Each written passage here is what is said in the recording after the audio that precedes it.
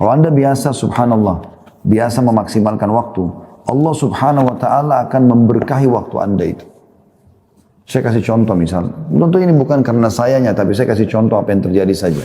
Bismillahirrahmanirrahim. Banyak di antara orang menganggap waktu itu tidak penting bagi dia. Terbukti, dia selalu mengatakan, ya saya lagi santai nih, lagi nggak ada kegiatan nih, sibuk telepon teman yang ini, sibuk telepon teman yang itu, sibuk mengikuti perkembangan politik padahal dia bukan seorang politikus, sibuk mengikuti perkembangan ini dan itu padahal sebenarnya dia tidak ada hubungannya sama sekali, gitu kan. Makanya semua teman-teman bisa saja masuk dalam hal-hal menyia-nyiakan waktu. Coba fokus waktu Anda itu kepada hal yang bermanfaat secara atau sesuai dengan pandangan agama, dan ya, yang tidak kalah pentingnya adalah bagaimana Anda fokus kepada yang memang sesuai dengan bidang Anda. Sehingga waktu Anda tuh mayoritasnya terisi dengan hal-hal yang bermanfaat. Kalau ada sesuatu yang Anda baru mau pelajari, sisihkan waktu sedikit saja di situ. Begitu juga kita harus prioritaskan mana yang wajib, kemudian baru pindah yang ke sunnah. Dan kalau ada waktu atau kita meluangkan sedikit dengan hal yang mubah boleh, sedikit.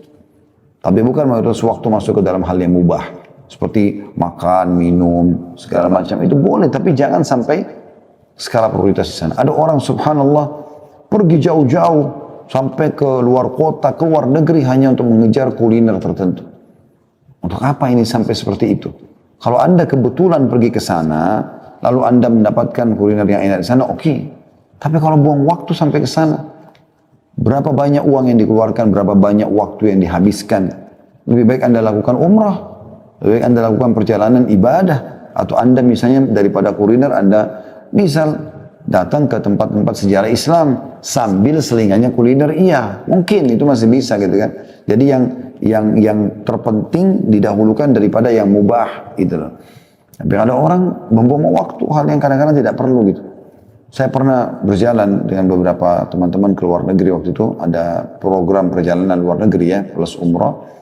Tiba di satu tempat, lalu pada bubar gitu, pada pergi. Ternyata hanya untuk mencari baju kaos saja. Sudah hampir sampai tengah malam balik, ternyata hanya beli baju kaos yang ada dijual di situ. Maksud saya, kita masih bisa kok beli. Dan itu ternyata punya cabang hampir di seluruh dunia. Bisa kita beli. Tapi hanya untuk dikatakan, oh pernah beli baju kaos ini di negara ini. Jadi, kalau hanya khusus untuk itu, bayar tiket pesawat begitu banyak, sayang kan. Kalau ada hubungannya dengan masalah sejarah Islam, baru kemudian kita diseling-selingan waktu hal yang mubah kita sisipkan, tapi bukan menjadi skala prioritas. Mudah-mudahan bisa ditangkap pesannya tentunya. Nah teman-teman sekalian, banyak sekali orang yang membuang-buang waktu yang padahal yang tidak bermanfaat. Nongkrong, omong kosong gitu kan. Itu baru sia-sia. Sayang sekali. Sampai seorang salaf pernah melihat ada sebagian anak-anak muda lagi nongkrong, duduk-duduk di pinggir jalan, baring-baring, ngobrol omong kosong, ketawa-ketawa terbahak. Bukan tidak boleh. Tapi beliau mengatakan, andai saja waktu itu bisa diperjualbelikan, maka saya akan beli waktunya mereka itu. Sayang mereka buang-buang seperti itu. Ya. Kalau misalnya umur kita dikasih sama Allah SWT 90 tahun, 100 tahun misalnya. Lalu kita bisa transfernya orang yang dibuang-buang saja. Yang dia cuma pakai tidur yang berlebihan, kumpul sama teman-teman yang memang omong kosong, apalagi pakai kemaksiatan. Mau dijual, kita beli aja. Satu hari 24 jam dia pakai omong kosong 3 jam. Kita beli aja berapa dia mau beli. Dengan nilai apapun. Para salafus saleh sampai ke sana pikirannya. Saya akan bacakan teman-teman yang dikatakan oleh penulis di sini di poin ke-17, sebab lemahnya iman, di halaman 88. Menyia-nyiakan waktu. Sesungguhnya karunia yang paling besar yang diberikan Allah kepada seorang muslim adalah menggunakan seluruh waktunya untuk beramal soleh. Bayangkan kalimat penulis ini, seluruh waktunya. Bahkan kita sudah pernah berikan gambaran teman-teman sekalian, hal yang mubah bisa berubah menjadi sunnah, bisa berpahala. Contoh, makan, minum, tidur, mandi.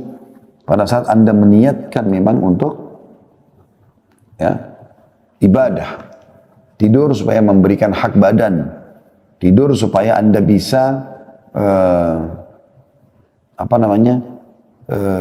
lebih kuat beribadah.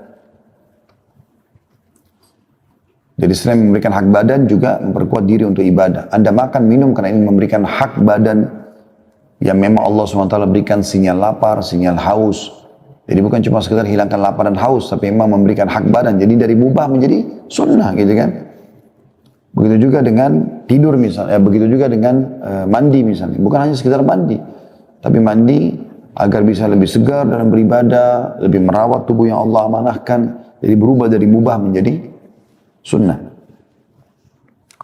Maka dari itu Rasulullah SAW bersabda, "Igtanim khamsan qabla khamsin, syababaka qabla haramik, wa sihhataka qabla saqamik, wa ginaka qabla fakrik, wa faragaka qabla syuglik, wa hayataka qabla mautik." Pergunakanlah 5 hal sebelum datangnya 5 hal. Masa mudamu sebelum masa tuamu. Kalau kita sudah tua, peluang untuk melakukan seperti pada saat masih muda itu susah. Energi sudah berbeda. Mata, penglihatan juga sudah lebih kurang. Pendengaran sudah kurang. Dan seterusnya. Beda antara anak muda sama orang tua. Maksimalkan masa mudamu. Dan masa muda harus dihabiskan di atas ketaatan kepada Allah Subhanahu Wa Taala. Nggak boleh pada kemaksiatan. Kata Nabi SAW, "Inna Allah yu'jibu min syabin laisa lahu sabwah." Allah sangat kagum dengan anak muda yang tidak menghabiskan waktunya pada kemaksiatan. Yang saya herankan kadang-kadang kalau ada anak ganteng, anak yang tampan, yang gagah, dan ada anak perempuan yang cantik, ya.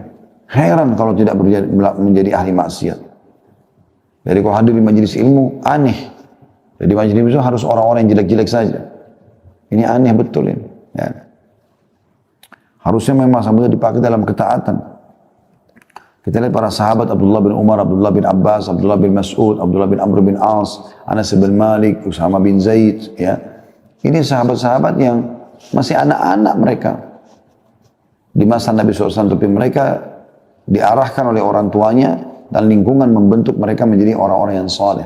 Sehingga pada saat Nabi SAW meninggal, umur mereka masih belasan tahun, mereka setelah itu sudah bisa menjadi ulama, bahkan Usama bin Zaid menjadi panglima perang. Di dalam pasukannya ada Abu Bakar, ada Umar, ada Uthman, ada Ali, sahabat-sahabat Nabi yang mulia, yang terkenal sahabat senior. Tapi Nabi SAW tunjuk dia. Sebagian orang sempat berbicara, apakah anak kecil ini bisa pimpin peperangan? Di tengah-tengah pasukan ada si fulan dan si fulan. Kata Nabi SAW, sungguhnya mereka telah meragukannya sebagaimana mereka meragukan ayahnya.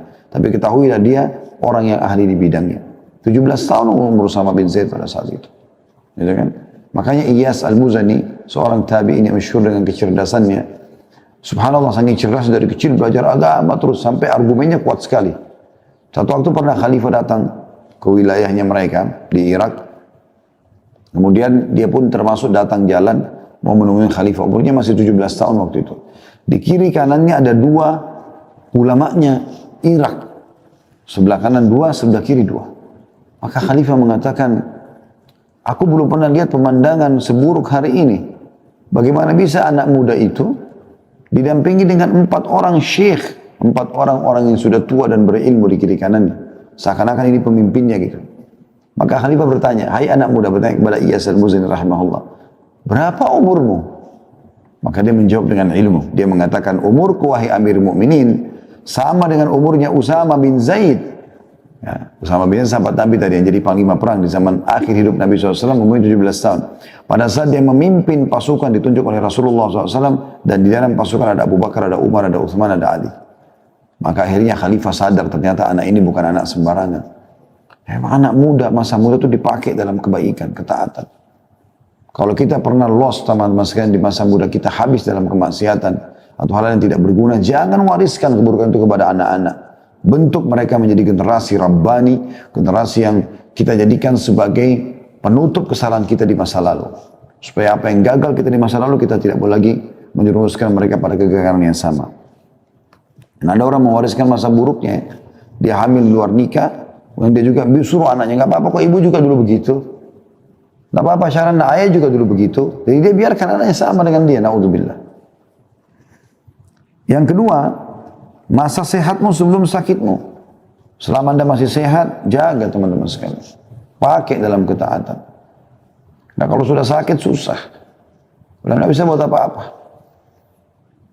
Ada pengusaha terkenal dari Jepang, baru memimpin meeting dengan proyek jutaan dolar dan terkenal orangnya sangat sukses menjadi buah bibir di tengah-tengah orang. Malam hari dia tidur tiba-tiba stroke. Besok pagi dia sudah lupa semuanya ilmunya. Perusahaannya tinggal hanya membiayai dia sampai dia meninggal. Gitu kan? Orang tidak tahu kapan terjadi masa itu kepada dia. Jadi gunakan masa sehatmu sebelum sakitmu. Kesempatan emas. Kemudian yang ketiga, kayamu sebelum miskinmu. Mumpung kaya, sedekah. Kalau sudah miskin, sudah susah nanti. Mumpung kaya, umrohlah, hajilah, bersedekahlah. Itu yang ketiga. Yang keempat, waktu luangmu sebelum sibukmu. Jadi kalau pas ada waktu kosong, pakai dengan hal yang baik, hal yang positif. Kalau hal yang mubah masih boleh, tapi kalau sudah masuk kepada hal yang haram, jangan. Tapi kesempatan emas, mumpung lowong, pakai untuk hal-hal yang bermanfaat. Dan yang terakhir, yang kelima adalah hidupmu sebelum matimu. Orang kalau sudah mati terputus amalnya, kecuali sebagian kecil. Mungkin bisa terjadi, ya, kalau dia sudah mempersiapkan amal jariah misalnya buat dia, dan seterusnya. Ya. Jadi ada seseorang di Yaman, kaya raya, miliarder. Dia orang yang baik sebenarnya. Tapi dia selama ini selalu sibuk mengembangkan usahanya terus. Satu waktu ini yang membuat dia sadar sampai diangkat kisahnya itu kisah tentang 2 kilo atau sekilo anggur. Penyebab dia sadar. Dia lewat waktu dia mau ke rumahnya, ada orang yang baru petik anggur dari pohonnya dijual di pinggir jalan. Dia lihat, buah ini ranum, kelihatannya segar sekali. Dia beli. Sekilo atau 2 kilo kalau saya salah ingat sekitar begitu. Dengan niat dia ingin bawa ke rumahnya, supaya nanti di rumahnya bisa makan sama anak dan istrinya. Begitu tiba di rumah, dia bilang sama anaknya sama istrinya, ini nanti sebentar habis sholat duhur kita makan sama-sama. Persiapkan aja, dikasihlah kepada mereka. Kemudian dia pun duduk lalu sholat duhur di masjid. Subhanallah, begitu dia pulang dari sholat duhur, sudah dihidangkan makan siang, dia tanya, mana anggur tadi yang saya beli? Kata mereka, sudah habis kami makan tadi. Kata istrinya, anak-anak berebut tadi jadi habis. Tiba-tiba dia terenyuh gitu. Dia berpikir, apa yang sedang terjadi? Sebenarnya orang ini mampu membeli seluruh kebun kurma, seluruh kebun anggur itu. Karena dia orang kaya raya, mampu dia beli, bukan cuma sekilo 2 kilo. Tapi mungkin pada saat itu, memang dia beli untuk sama-sama dinikmati. Kenapa dia nggak dilibatkan? Dia langsung berdiri, dia nggak makan siang, dia keluar, dia keluarkan hampir seluruh uang perusahaannya, dibangunkan masjid, bangun berapa masjid, bangun rumah anak yatim, proyek-proyek sosial, semua dia sibuk dengan itu. Orang-orang tiba-tiba heran melihat karena dia tidak pernah lakukan itu. Setelah selesai proyek itu ada yang bertanya, kenapa Anda tiba-tiba melakukan semua ini? Dia bilang, gara-gara sekilo atau 2 kilo anggur. Dia ceritakan.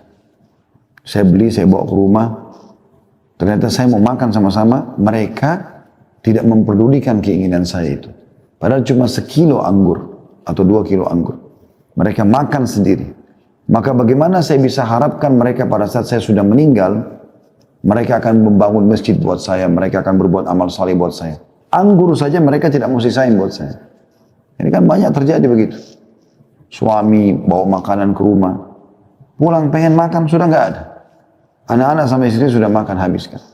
Nggak ditinggalin buat suaminya. Nggak dilatih anak-anak biasa berbagi dengan ayahnya. Padahal dia yang kerja setengah mati. Subhanallah, seperti itulah. Jadi maksimalkan masa hidup sebelum matimu, karena kalau sudah mati kita belum tentu bisa berbuat. Apalagi kita berharap ahli waris kita melakukan, belum tentu. Belum tentu semua itu. Kalaupun dia lakukan, berapa banyak yang dia lakukan dari kebaikan. Pasti juga akan penuhi kebutuhannya. Selanjutnya kata penulis, dan karena sangat urgennya waktu, maka Allah SWT telah bersumpah demi waktu dalam kitab suci, dalam surah Al-Fajr ayat 1 sampai ayat 2, A'udzubillahi minasyaitonirrajim. wal fajri walayalin ashr. Demi fajar, waktu dari mulai pagi hari dan 10 malam. Walaupun ayat ini berbicara tentang 10 awal pertama atau 10 hari pertama bulan Zulhijjah ya. Juga yang sangat masyhur tentang surah Ad-Duha ayat 1 sampai ayat 2. A'udzu billahi minasyaitonir rajim wad-duha wal laili idza saja. Dan demi waktu matahari sepenggalan naik dan demi malam apabila telah sunyi. Dua-duanya harus kalian maksimalkan. Dan yang masyhur surah Al-Asr. A'udzu billahi minasyaitonir rajim wal 'asr. Innal insana lafi khusr. Demi waktu yang kalian lalui di dunia. Banyak manusia dalam kerugian. Illa alladziina aamanu wa 'amilus shalihat, kecuali orang yang sibuk dengan beriman dan beramal saleh. Wa tawassaw bil haqqi wa tawassaw bis sabr. Saling memberikan wasiatlah untuk kebaikan dan saling memberikan wasiatlah untuk kesabaran. An-Naisaburi dalam kitab tafsirnya yang berjudul Gharaibul Quran tentang hikmah sumpah Allah dengan waktu, ia berkata, tidak ada suatu apapun yang lebih berharga daripada waktu. Pengkhususan Allah dengan waktu itu merupakan petunjuk bagi bahwa manusia cenderung melakukan hal-hal yang tidak baik dalam hidupnya, serta menyalahkan waktu itu, menyalahkan waktu jika ia mengalami penderitaan dan kerugian. Jadi Allah bersumpah dengan waktu adalah menunjukkan kemudian waktu itu. Dan sungguhnya penderitaan dan kerugian yang selalu menyertai manusia adalah karena aib yang ada di dalam dirinya, bukan pada waktu. Makanya Nabi SAW juga bersabda, Allah SWT berfirman hadis qudsi ya, La tasubud dahar fa innid dahar. Jangan kalian pernah mencaci maki waktu. Karena aku adalah pencipta waktu itu. Jangan salahkan waktu, tapi salahkan dirimu sendiri. Kitalah yang banyak membuang waktu. Subhanallah, kadang-kadang mungkin teman-teman tidak asing kalau lagi tonton cuplikan. Saya kadang-kadang kalau lagi buka YouTube gitu kan, ada cuplikan lewat iklan 5 detik. Saya kadang-kadang merenungi 5 detik itu.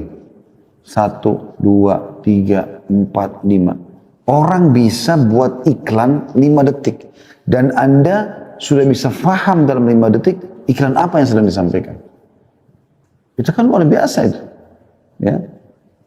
Saya pernah melihat ada yang sampai 30 detik. Kalau kita hitung 30 detik itu setengah menit ya. 1 menit kan 60 detik ya. 30 detik. Itu lama rasanya kita nunggu untuk melanjutkan cuplikan yang akan kita lihat setelahnya. Itu saya ambil pikiran, saya ambil sebuah poin, oh subhanallah. Berarti waktu itu mahal sekali ya. Artinya hitungan detik yang banyak kita buang itu ternyata memang mahal itu. Dan itu sudah sangat tinggi gitu. Syaitan kadang-kadang mempermainkan cara kita melihat waktu ini teman-teman sekalian. Contoh misal, kita kalau masuk ke restoran, atau kita masuk ke masjid dulu lah. Kita masuk ke masjid mau sholat misalnya. Perhatikan kadang-kadang masjid itu meletakkan durasi antara azan dan iqamah 3 sampai 5 menit. Itu 5 menit sudah dianggap lama. Paling sampai 10 menit itu berarti luar biasa, ideal. Tapi umumnya orang kasih 5 menit. Yang digital biasa ya, 5 menit. 5 menit itu teman-teman kalau menunggu iqamah sholat, lamanya rasanya. Syaitan mempermainkan itu buat kita. Lama, padahal situ kita bisa kita rasa lama. Padahal sebenarnya itu waktu yang sangat mahal. Disitulah saat kita berdoa karena waktu mustajab. Allah terima apa saja hajat Anda selama tidak minta yang haram. Selama ikhlas karena Allah. Di hari 5 kali kita punya kesempatan. Subuh, duhur, asar, maghrib, isya. Mustajab doa. Kita bisa sholat qobliyah. Ini luar biasa sebenarnya. Tapi kita rasa lama, berharap kadang-kadang buru-buru, baru 2 menit sudah langsung iqamah. Karena buru-buru menyelesaikan sholatnya. Tapi kalau kita masuk ke restoran, nunggu, pesan menu kesukaan, tapi ini maaf Pak, atau Bu, masih lama sekitar 15 menit. Oh nggak apa-apa, apa-apa, 15 menit pun nggak apa-apa. Jadi pendek, pada saat mau makan, pada saat mau apa, ada bahkan orang naudzubillah pacaran membawa waktu biar sampai berjam-jam, nggak masalah. Dianggap nggak masalah. Tapi kalau dulu sama pasangannya, jenuh. Ya. Atau pasangan halal ya maksud saya. Jadi di sini ditekankan, sebenarnya yang aib itu adalah pada diri seseorang, bukan waktu. Karena waktu tidak pernah ada aibnya. Dia akan terus sama saja. Ibnu Qayyim rahimahullah berkata, seorang manusia sejak pertama kali menginjakkan kakinya di bumi ini, maka saat itu ia telah menjadi seorang musafir yang melakukan perjalanan menuju kepada Tuhannya. Dan masa perjalanannya adalah umur yang telah Allah tetapkan baginya. Diriwayatkan dari Ibnu Abbas radhiyallahu anhu telah berkata, Rasulullah SAW bersabda, ni'matani maghbunun fihi ma katsirun minan nas, as-sihhat wal faragh. Terdapat dua nikmat yang banyak manusia tertipu pada keduanya, yaitu kesehatan dan waktu luang. Hadis riwayat Bukhari dan Tirmidzi. Ya. Jadi banyak orang subhanallah nyanyiakan lagi sehat tidak pernah mau ibadah. Nanti sudah sakit, sudah lumpuh, baru sibuk mau ibadah. Baru mau umroh haji, sudah susah pakai kursi roda. Mana anda di masa mudanya? Ya kan? Sudah rabun matanya baru mau belajar Quran. Mana anda pada saat masih terang matanya? Ya. Nanti sudah terlilit utang baru berpikir mau sedekah. Bagaimana caranya waktu lagi lapang kenapa nggak sedekah? Ya, sayang sekali. Ibnu Battal berkata, sedikit sekali manusia menyadari kedua nikmat itu dan mensyukurinya dengan kebaikan. Ya, nikmat sehat dan waktu luang ini adalah nikmat yang besar. Dan cara untuk mensyukuri nikmat itu adalah memaksimalkan keduanya. Maksimalkan kesehatan di atas ketaatan, maksimalkan waktu luang di dalam ketaatan. Waktu adalah umur manusia dan kehidupannya. Hari yang berlalu makin mendekatkannya kepada kehidupan akhirat. Dan hari-hari itu ibarat sebuah gudang. Lalu apa yang disimpan di dalamnya? Kata Hasan Basri rahimahullah, hai manusia, hai anak Adam, kau hanya adalah potongan waktu. Potongan waktu. Potongan hari. Kalau sudah lewat satu hari dari hidupmu, maka ada yang hilang dari bagian tubuhmu. Yahya bin Mu'adz Ar-Razi berkata, membuang waktu lebih buruk dari kematian. Sekali lagi, Yahya bin Mu'adz Ar-Razi berkata rahimahullah, membuang waktu lebih buruk daripada kematian. Sebab membuang waktu berarti menghentikan kebenaran, sedangkan kematian berarti perpisahan dengan manusia. Seorang pria berkata kepada Daud At-Ta'i, nasihati aku. Maka kedua matanya berlinang air mata dan berkata, wahai saudaraku, sesungguhnya siang dan malam adalah fase-fase yang dilewati oleh manusia satu persatu.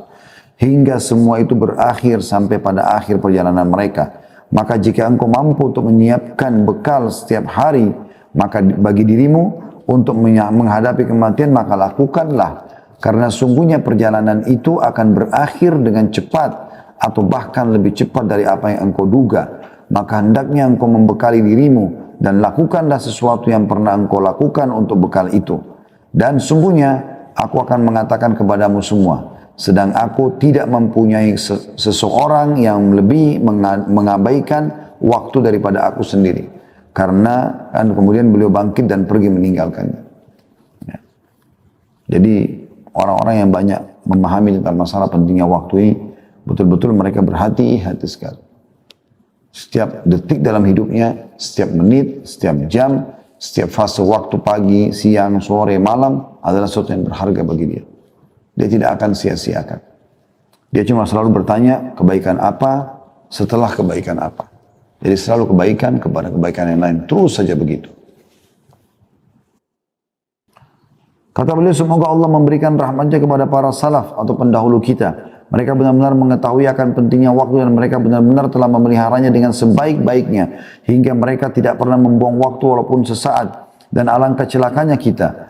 Walau kita berlalu dengan sia-sia tanpa faedah. Atau waktu kita berlalu sia-sia tanpa faedah. Kematian selalu datang menimpa orang-orang yang berada di sekitar kita secara tiba-tiba. Akan tapi semua itu tidak menjadi pelajaran dan peringatan bagi kita. Bahkan yang terjadi adalah penyanyian terhadap waktu dan sikap selalu tanda kutip menunda-nunda dan terus menunda. Celakalah, kemudian aduhai, betapa waktu-waktu berlalu dan tidak akan pernah kembali. Lalu apa yang telah kita simpan di dalamnya dan bagaimana kita telah menyanyiakannya. Pernah Hasan Basri rahimahullah jalan dengan seorang anak muda, ngantar jenazah. Pas lagi antar jenazah, karena dia seorang ulama, orang perhatikan apa yang dia lakukan. Dia sambil berzikir, subhanallah, alhamdulillah, la ilaha illallah, Allah akbar, terus berzikir. Tapi hanya dia sendiri yang mengucapkan. Rupanya ada satu anak muda perhatikan itu. Dia bertanya, wahai imam, kalau imam itu kayak kita kiai, kenapa anda berzikir lagi antar jenazah? Maksudnya, apakah ini ada perintahnya gitu kan. Bisa nggak jelaskan ke saya? Tapi dia mengatakan, kenapa anda berzikir? Kata Hasan Basri rahimahullah, diamlah wahai anak muda dan berzikirlah. Karena yang sedang kita antar ini sudah tidak bisa berzikir. Bayangkan, mereka ambil pelajaran dari jenazah itu yang sedang diantar. Tiba-tiba Hasan Basri berpikir, sekarang sudah mati, nggak bisa lagi berzikir. Andai dia dikasih kesempatan hidup, dia akan berzikir. Maka sekarang kita mumpung hidup berzikir loh.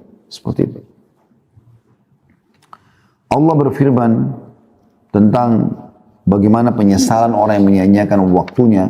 Nanti pada hari kiamat mereka menyesal. Dalam surah Az-Zumar ayat 56 yang bunyinya, A'udzubillahi minasyaitonirrajim.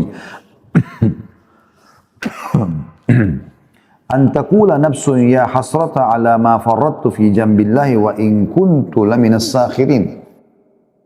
Supaya jangan ada orang yang mengatakan amat besar penyesalanku atas kelalaianku dalam menunaikan kewajiban terhadap Allah. Sedangkan aku sesungguhnya termasuk orang-orang yang memperolok-olok agama Allah. Maksudnya menyesal kenapa dulu waktunya disia-siakan pada hal yang tidak bermanfaat. Makanya Ikrimah bin Abi Jahal radhiyallahu anhu, walaupun dia dulu benci sekali Islam bersama ayahnya Abu Jahal, tapi ayahnya meninggal dalam keadaan kufur. Dianya meninggal dalam keadaan Islam tentunya. Bahkan mati syahid radhiyallahu anhu. Setelah masuk Islam, dia baru menyadari. Setiap dia pegang Al-Quran, dia baca, sambil nangis dia mengatakan, ini perkataan Tuhanku yang aku sia-siakan selama ini. Ini perkataan Tuhanku yang aku sia-siakan selama ini. Sambil dia baca Al-Quran itu. Kata penulis, dan problem yang berakar di dalam dunia kebangkitan Islam adalah masalah waktu. Sangat banyak waktu terabaikan. Betapa banyak hari berlalu tanpa arti. Seseorang di antara mereka hidup selebor tidak terarah, penuh dengan kebimbangan, tidak ada pedoman. Sudah tentu yang demikian akan menghasilkan kerugian besar bagi dirinya. Ibnul Jauzi berkata, aku melihat kebanyakan manusia umumnya melewati waktu mereka dengan cara yang aneh. Jika datang malam, maka mereka menghabiskan waktu untuk obrolan kosong yang tidak berguna, atau membaca buku komik dan cerita murahan. Sedangkan jika datang waktu siang, maka mereka tidur atau menghabiskan waktunya atau duduk-duduk di pasar saja. Semoga Allah memberikan rahmatnya kepadamu wahai Ibnul Jauzi yang telah menasihati tadi kita. Karena demi Allah, kata penulis, seakan-akan engkau menggambarkan keadaan kami saat ini dengan ucapanmu itu. Seakan-akan engkau hidup di tengah-tengah kami dan engkau melihat keadaan kami. Benar-benar satu orang bernilai 1000 dan 1000 bernilai seterumpa. Saya sangat prihatin terhadap sikap sebagian orang konsisten atau yang istiqomah, yaitu mereka yang telah menyia-nyiakan waktunya hingga hilangnya umur mereka. Berkumpul-kumpul hampir rutin setiap hari. Mereka tidak mengambil faedah sedikit pun darinya. Walaupun hal itu tidak membahayakan mereka. Tapi perbuatan yang mereka lakukan itu sama sekali tidak mendatangkan manfaat apapun. Bahkan terkadang mereka menertawakan diri mereka sendiri. Di mana mereka berkumpul lalu seorang di antara mereka berkata, mari kita pergunakan kesempatan ini untuk membaca buku atau mendiskusikan masalah ini. Namun tak lama kemudian mereka akan asyik kembali pada keadaan mereka yang pertama, yaitu membicarakan orang lain, memperolok-olok orang lain. Lalu setelah itu mereka menganggap bahwa mereka telah mempergunakan waktu mereka dengan baik. Mereka itu bagikan kusir tanpa unta dalam kurung yang ia tunggangi. Jadi banyak orang yang seperti itu keadaannya. Bagaimana mereka menyanyiakan waktu pada hal-hal yang kosong. Makanya teman-teman, saya sarankan kalau lagi duduk-duduk sama teman-teman umumnya, teman-teman Anda tentunya ya, Anda kumpul-kumpul laki-laki sama laki-laki, perempuan sama perempuan, ingat, kalau kita lagi kumpul, siapa yang pertama melempar menu pembicaraan, maka itulah akan menjadi buah bibir di situ. Usahakan Anda sudah paham agama supaya waktu tidak sia-sia, pada saat lagi ada pembicaraan, ya, atau akan dimulai pembicaraan, Anda coba mulai pembicaraan positif supaya itu menjadi menu. Karena pembicaraan itu seperti menu makanan ya. Apa yang dihidangkan maka orang akan incipin itulah. Jadi jangan biarkan ada orang fasik atau perempuan fasika yang mulai melempar pembicaraan. Karena kalau mereka memulainya akan menjadi konsumsian nanti. Ada yang ceritakan tentang enaknya, asyiknya perzinahannya, asyiknya minum mabuknya, asyiknya narkotikanya dan segala macam. Akan menjadi pembicaraan dan akan bisa mempengaruhi orang di sekitar situ. Tapi kalau Anda mulai berbicara, oh kemarin itu ada ceramah, ada kisah tentang ini, ada ayat begini, ada hadis begini, akan jadi pembicaraan nanti. Kalau mereka belum paham, mereka akan bertanya kepada Anda dan mulailah terbuka pembicaraan. Saya berapa kali buat majelis begitu ya.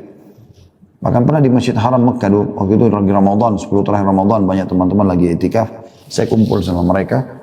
Kemudian tiba-tiba saja pada saat lagi duduk, saya coba gitu kan, melemparkan beberapa perkataan atau pernyataan yang mungkin bisa membuka pintu diskusi. Alhamdulillah, terbukalah. Jadi pertanyaan, jadi hidup suasana itu. Dibandingkan kalau kita tidak coba melemparkan informasi-informasi positif seperti ini.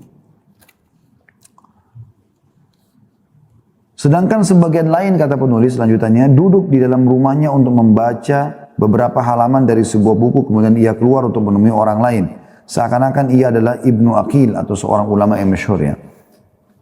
Ketahuilah bahwa sedikit perbuatan kebaikan yang dilakukan dengan penuh konsisten, serta terus-menerus adalah lebih baik daripada banyak kebaikan yang dilakukan dengan tersendat-sendat. Terdapat beberapa faktor yang menghambat seorang muslim untuk memanfaatkan waktunya. Yang pertama, selalu menuruti hawa nafsu, sehingga waktunya terbuang-buang. Itu di sini dimaksud adalah nafsu pada hal-hal negatif ya. Karena kalau nafsu yang dilampiaskan pada pasangan halal, itu tidak ada masalah. Ya, atau mengurus sesuatu yang nanti ada manfaatnya dengan kedekatannya kepada Allah SWT. Karena Nabi SAW mengatakan itu. Tidak akan dianggap sia-sia seseorang yang sibuk mengurus alat-alat perangnya, hewan tunggangannya ya untuk berjihad, dan juga bercandanya suami istri untuk menghibur satu sama yang lain. Nah, itu halal gitu kan. Yang kedua, banyak angan-angan, berangan-angan kosong. Kita boleh punya angan-angan positif. Ya. Kita boleh punya himmah, semangat, keinginan besar menjadi orang yang besar, iya. Tapi jangan angan-angan kosong, teman-teman.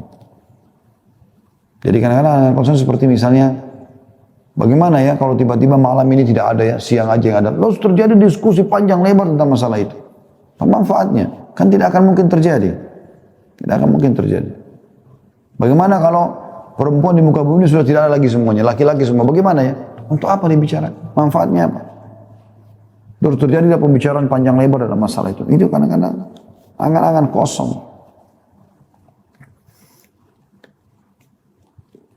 Kemudian yang ketiga, hati yang hampa. Hati yang hampa ini maksudnya adalah hati yang kosong dari ilmu, dari iman, ya. Isinya hanya duniawi saja.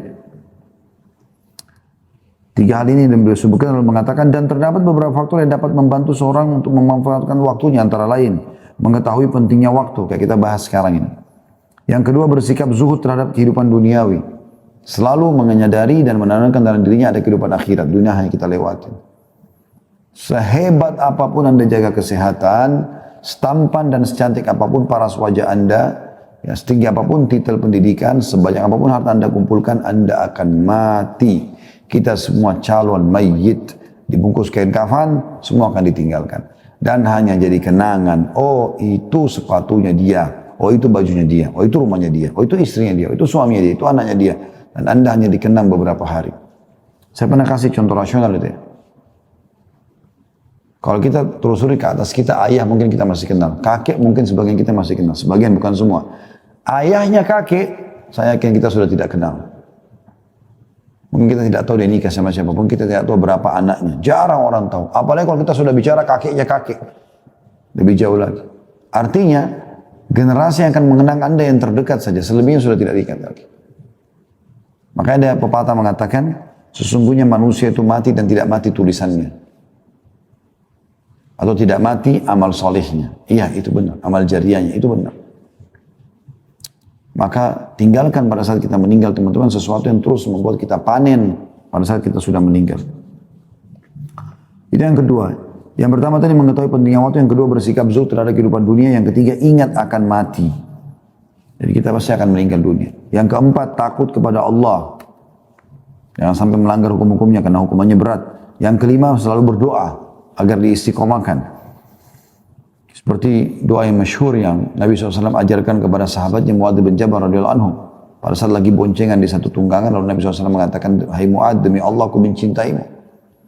Maka aku ingatkan, jangan pernah kau meninggalkan selepas sholat 5 waktu. Allahumma inni ala dzikrika wa syukrika wa husni ibadatik. Allah tolonglah aku agar selalu ya, berzikir kepadamu, bersyukur kepadamu, dan juga memperindah ibadah untukmu. Selanjutnya yang keenam, menumbuhkan kemauan tinggi. Maksudnya untuk menjadi orang yang baik. Yang ketujuh, mengetahui akibat buruk pengangguran. Kata Umar bin Khattab radhiyallahu anhu, kadang-kadang saya lewat atau ada orang lewat di depan saya kagum dengan tampan dan penampilannya. Tapi pada saat saya tanya, dikatakan dia pengangguran, maka jatuh dari mataku. Pernah juga ada orang duduk-duduk di masjid. Oleh Umar bin Khattab dilihat, ini orang duduk, ditanya sama Umar, kenapa kalian di sini? Mereka bilang, kami sedang menunggu rezeki Allah. Kata Umar sambil menghardik mereka, keluarlah dari masjid. Carilah karunia Allah, karena belum pernah Allah catatkan akan turun hujan emas dan perak dari langit. Itu yang ke-7, mengetahui akibat buruk pengangguran. Yang ke-8, membuat jadwal yang variatif untuk menghabiskan waktu. Dari positif ke positif. Dari sini ke sana. Jam sekian sampai jam sekian. Kita tahu, kalau perlu kita hitung per detiknya. Yang ke-9, mengetahui keutamaan nilai masa muda. Karena kita, kalau tahu ternyata kalau masa muda kita sehat, segala macam, kita lebih kuat lah. Teman-teman yang sudah tua mungkin mengetahui masalah itu. Bahkan pepatah bahasa Arab mengatakan, laita syababu ya'udu yauman. Coba seandainya masa muda bisa kembali sehari saja. Saya berapa Anda menyembunyikan keriput-keriput wajah Anda, tubuh Anda. Kalau masa tua datang, pasti akan seperti itu. Sampai sebagian ulama mengatakan, datangnya generasi kalau orang sudah punya anak, makin banyak anaknya dan makin tumbuh besar anaknya berarti tanda-tanda kematian dia. Dan sudah ada generasi yang akan menggantikan dia. Yang ke-10, mengetahui teknik bagaimana orang-orang soleh memanfaatkan waktu mereka. Ini dengan cara banyak membaca kisah orang-orang soleh. Makanya teman-teman kita membedah tablik akbar, serial tentang sahabat sampai 40 lebih episode ya, insya Allah Allah teruskan lanjutkan kita bedah sampai 4 jilid buku serial sahabat. Kita juga akan masuk insya Allah nanti ke serial sahabiat, kita akan masuk ke 25 kisah Nabi dan Rasul dan seterusnya. Kata penulis sebagai penutup, maka berhati-hatilah wahai saudaraku yang konsisten untuk tidak membuang waktumu dengan sia-sia hingga engkau kehilangan kebahagiaan hidup di akhirat. Dan hendaknya engkau selalu ingat tentang sesuatu yang telah engkau lakukan untuk agama dan untukmu ya. Dan jadikanlah Allah dan kehidupan akhirat sebagai perhatian dan tujuanmu. Kalau Anda biasa, subhanallah, biasa memaksimalkan waktu, Allah subhanahu wa ta'ala akan memberkahi waktu Anda itu. Saya kasih contoh misal, tentu ini bukan karena sayanya, tapi saya kasih contoh apa yang terjadi saja. Saya pernah subhanallah, di salah satu tahun-tahun yang lalu, mungkin sekitar 4-5 tahun yang lalu, waktu itu musim haji saya nggak haji gitu. Ada beberapa jemaah yang memang kenal saya dan punya nomor handphone saya. Maka lagi haji, mereka sibuk bertanya kepada saya, Ustaz, saya besok akan masuk ke Mina, hari Tarwiyah, apa yang saya harus lakukan? Ustaz, besok ke Arafah, apa yang saya lakukan? Ustaz, saya sekarang lagi di Arafah, jam sekian di sini sekarang, apa yang saya harus lakukan? Apa hukumnya begini, apa hukumnya begitu? Padahal di travel itu ada ustadznya. Ada ustadznya. Saya tiba-tiba berpikir pada saat itu, subhanallah. Alhamdulillah Allah masih mau, maha suci Allah. Ya. Dan segala puji bagi Allah, Allah masih mau libatkan saya di pahala hajinya orang ini. Kenapa kok dia terfikir dan siapa yang gerakkan dia untuk bertanya ke saya? Kenapa dia tidak bertanya kepada ustadz yang ada di kemahnya dia? Maka Allah mau melibatkan kita di situ. Kalau teman-teman membiasakan diri untuk memaksimalkan waktu, Allah akan berkahi itu. Bahkan kadang-kadang subhanallah, Allah mendatangkan sumber pahala kita tanpa kita sadari. Tiba-tiba kita lagi duduk, baru mau duduk istirahat sebentar, ada yang tanya tentang alamat taklim di mana, kita kirim. Tiba-tiba kita lihat cuplikan, oh ternyata ini cuplikan tentang penyadaran, tentang keimanan, tentang masalah kematian. Tiba-tiba kita share ke grup. Ada saja subhanallah manfaat yang diberikan. Tinggal bagaimana Anda membiasakan untuk mengerjakan perbuatan baik itu, Allah nanti akan mudahkan kita selalu mengerjakannya. Bahkan akan muncul ide-ide yang sangat banyak dari perbuatan amal soleh itu. Allah